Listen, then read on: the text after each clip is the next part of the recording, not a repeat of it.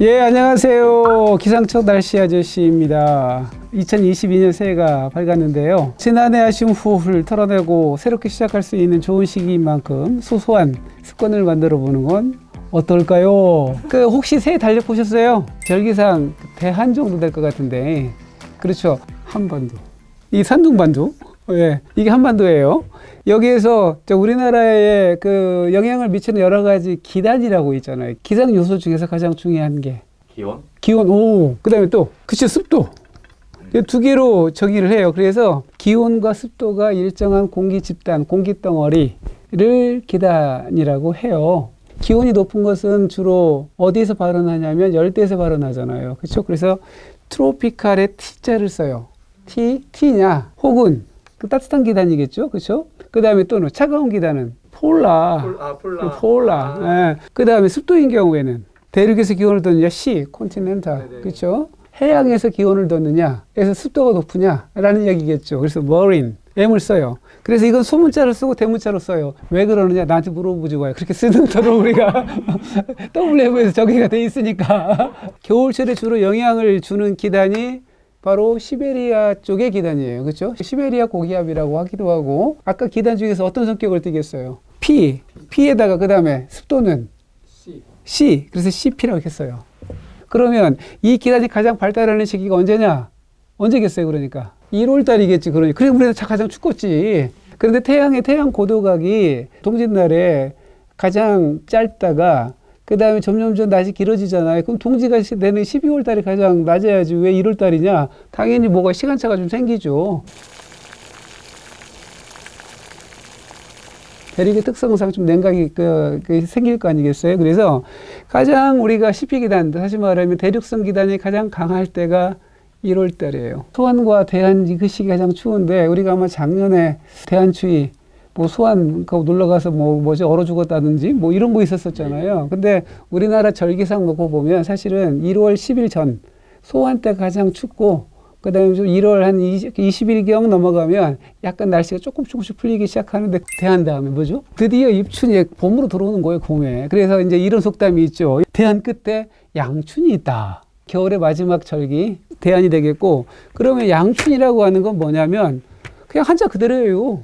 따뜻하고 태양할 때 그 양자예요. 춘자는 봄춘자고 따뜻한 봄날이 온다는 뜻이에요, 그게. 그래서 대한이 지나면, 다시 말하면 추위가 지나고 나면 그 다음에 다시 따뜻해지는 봄이 다가온다 라는 뜻이죠. 지금 이 또한 지나가리라 잘 견디어서 새로운 시절을 맞이하자라고 하는 우리 속담이 사실 거기에 들어가 있는 것들이죠. 그래서 날씨가 좀 풀린다라는 개념이지만 사실 입춘 때 날씨가 풀려요? 추워요. 예, 이게 좀 계절이 잘 안 맞아, 우리나라하고 이게. 이제 시베리아 고기압이 여기에서 쫙 있다가 처음에는 이제 1월 달에는 확 이렇게 강하게 이제 확장을 해요, 이렇게. 확장을 하는데 이제 대한쯤 지나면 얘가 세력이 좀 줄어들어요, 이렇게.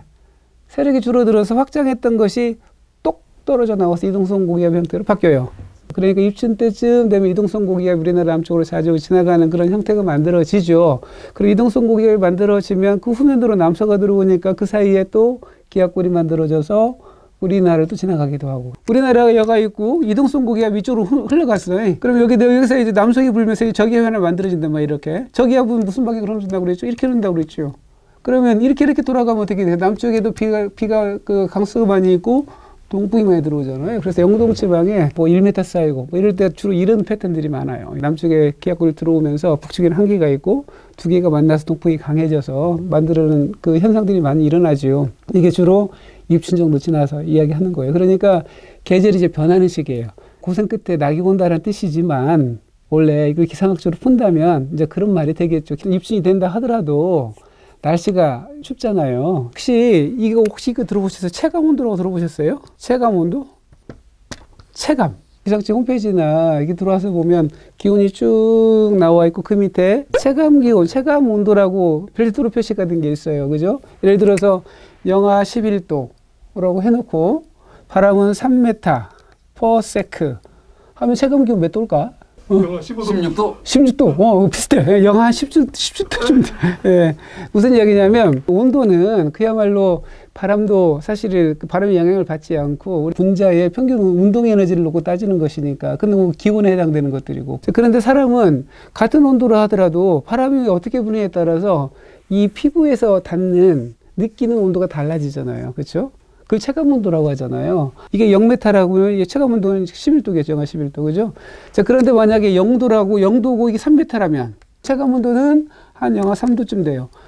왜 그러냐면 온도가 더 낮으면 낮을수록 같은 바람이 분다 하더라도 체감적으로 느끼는 온도 폭이 더 떨어져요. 그래서 보통 여기는 0도 근처 이런 때는 한 1m 불 때마다 한 1도 정도, 10도 정도 넘어가면은 한 2도 정도 쭉 떨어져요. 근데 여러분이 생각할 필요 없이 기상청에서 그냥 체감 온도 주니까. 겨울철에는 체감 온도를 습도와 바람과 기온을 바탕으로 해서 내고요. 근데 여름철에는 좀 달라요, 또. 기온과 습도를 가지고 체감 온도를 또 내니까 그 헷갈리지 마시고 출근하거나 퇴근하거나 야외 활동하실 때 체감 온도 잘 활용해 주시기 바랍니다. 여하튼 우리 2022년도 여러분들이 하시는 모든 일들이 그 호랑이 기운처럼 힘차게 뻗어나가시고 그리고 하시는 모든 일들이 다 이루어지고 만사형통하시기를 다시 한번 기원 드리겠습니다. 이상 날씨 아저씨였습니다. 네, 감사합니다.